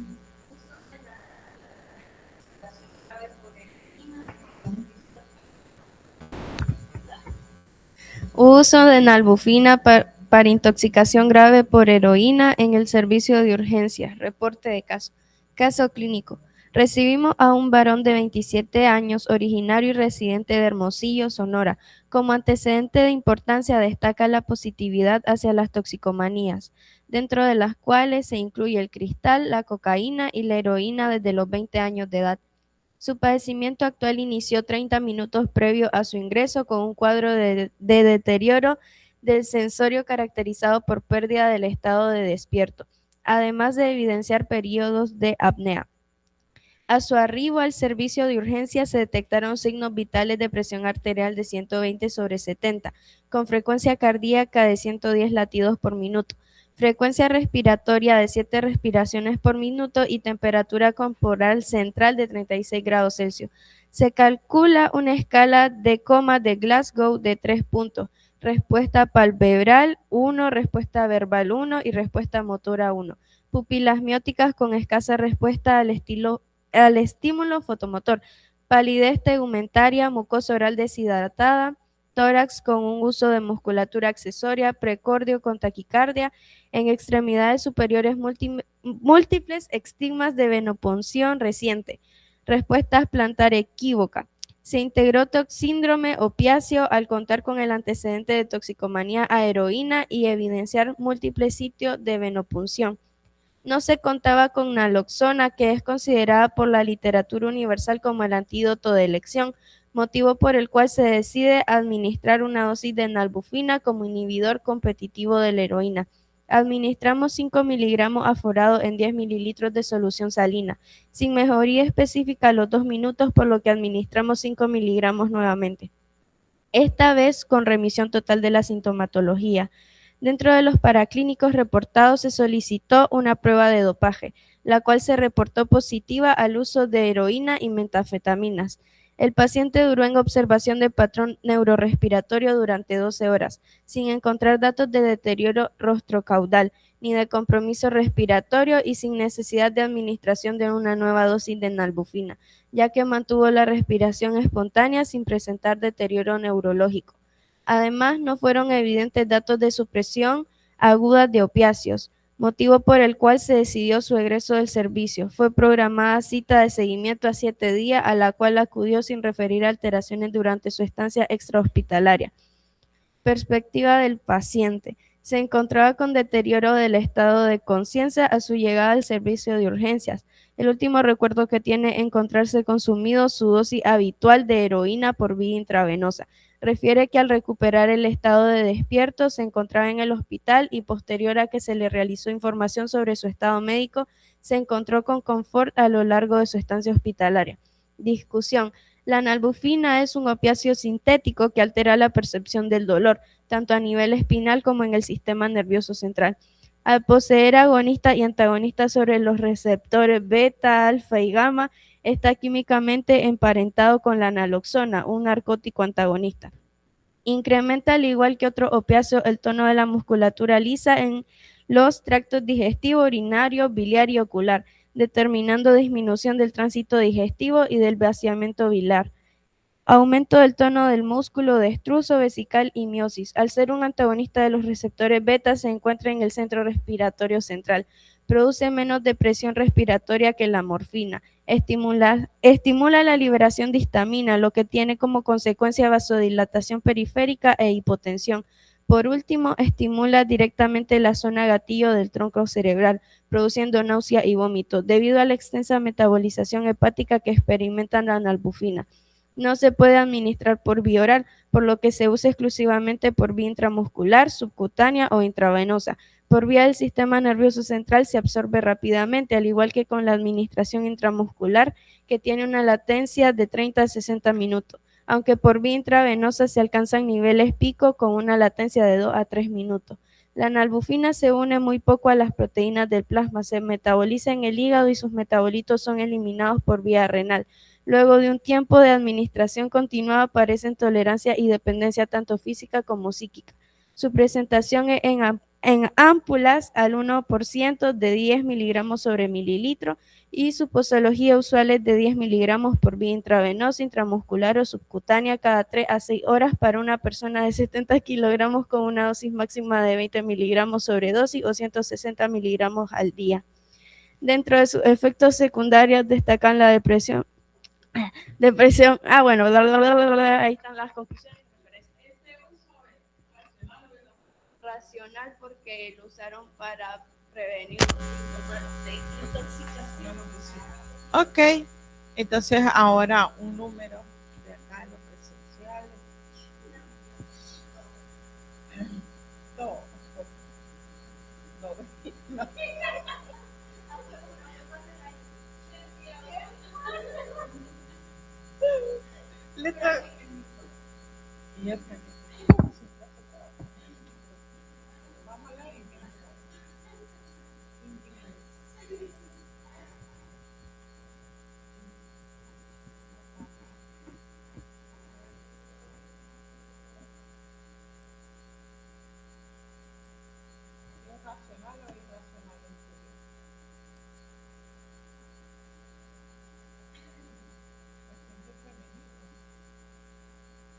¿Cuál era el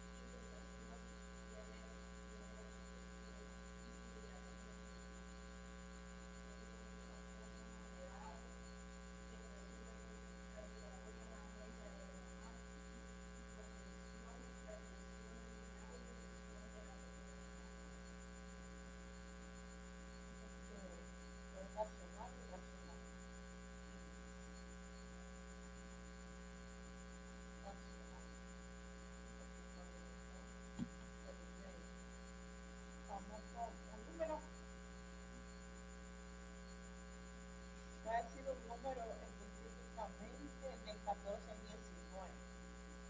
¿Cuál?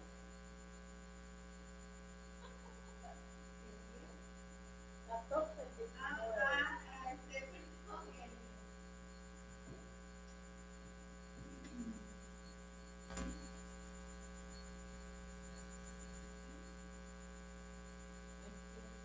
No, ya pasó. Así, otra pasó. Entonces sería el 18 Trejo, Molina, Fernanda Narváez.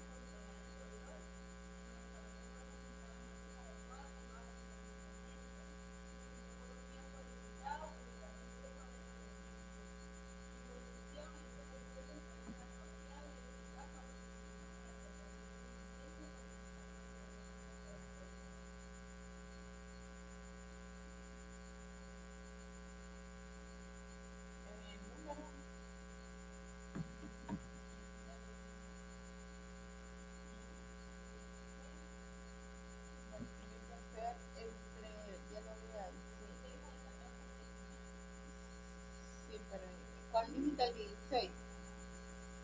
Reyes Altamirano Valeria Cristina. Valeria Cristina. Empezamos, Valeria.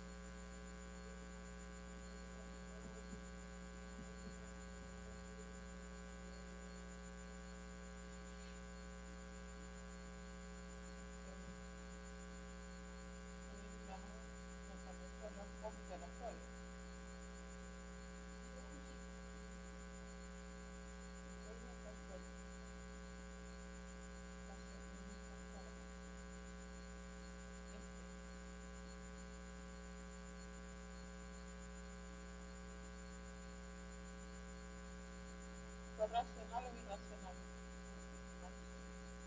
Ok, número.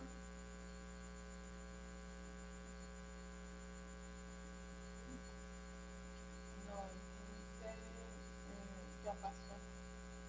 Tiene que ser del 4 al 7.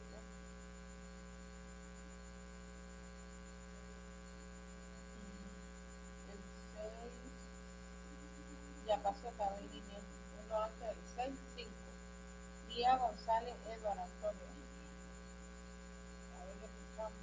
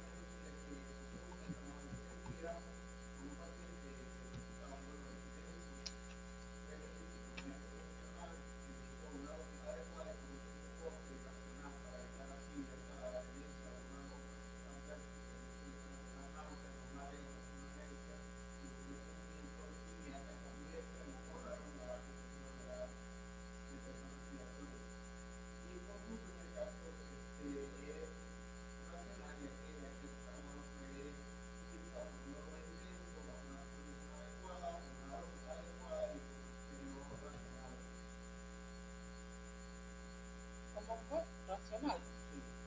Okay. Bueno, entonces ahí están. Los demás tendrán su nota, pero no tendrán la nota máxima porque no tienen la clase.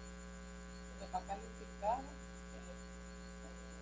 de acuerdo a la tarea, pero no van a tener la nota máxima. Vamos a pasar a asistencia para ya los temas de examen son todos los temas que hemos visto hasta la fecha. Tenemos acá Gris Natalia, luego Yalmar, no vino, Isela Saraí. Presente.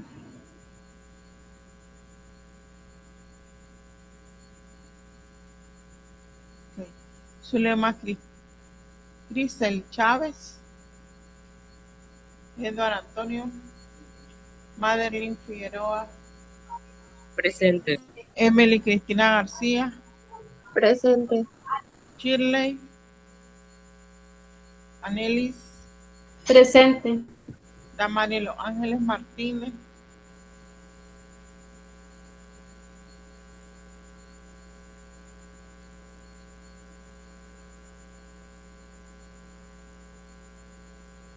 Damaris de Los Ángeles Gutiérrez. Damaris Los Ángeles Gutiérrez Maltés.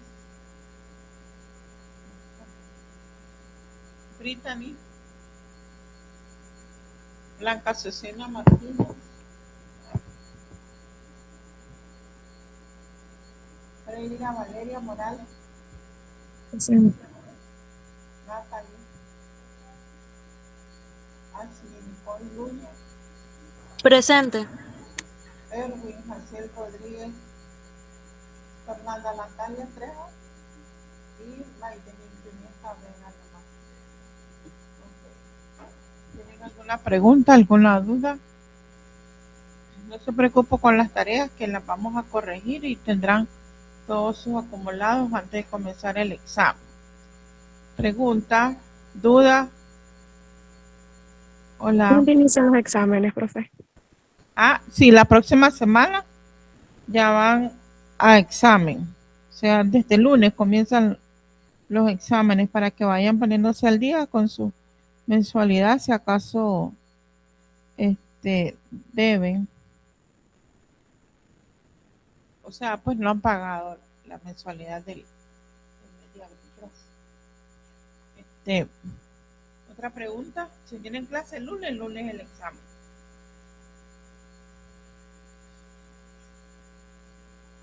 Pregunta. Profe, hoy va a poner el acumulado. Sí, voy a terminar de corregir los casos. Ok. Es la otra semana que ya van a examen, la otra sí ya comienza, no esta, ¿verdad? Este es normal de clase. 14 de abril, en este caso el 14 de abril sería el examen. Entran todos los que hemos visto, es decir, las 5 semanas. Porque 5 semanas primer parcial y 5 semanas segundo parcial, lo que falta. ¿Alguna otra pregunta que tengan? Si no, nos vemos el próximo día. Saben que la primera hora es clase y luego la segunda hora será el examen. Para los de línea pues estará virtual y para los presenciales pues será presencial. Entonces cuídense mucho, nos vemos. Profe. Ajá. ¿Sí? No nos va a regalar una guía para poder autoestudiar para el examen. Pero si ahí está todo, estudian las tareas, estudian las preguntas diagnósticas. Ahí, en este caso, los estudios de caso. Bueno, nos vemos el próximo día. Bye, bye. Cuídense mucho. Bueno.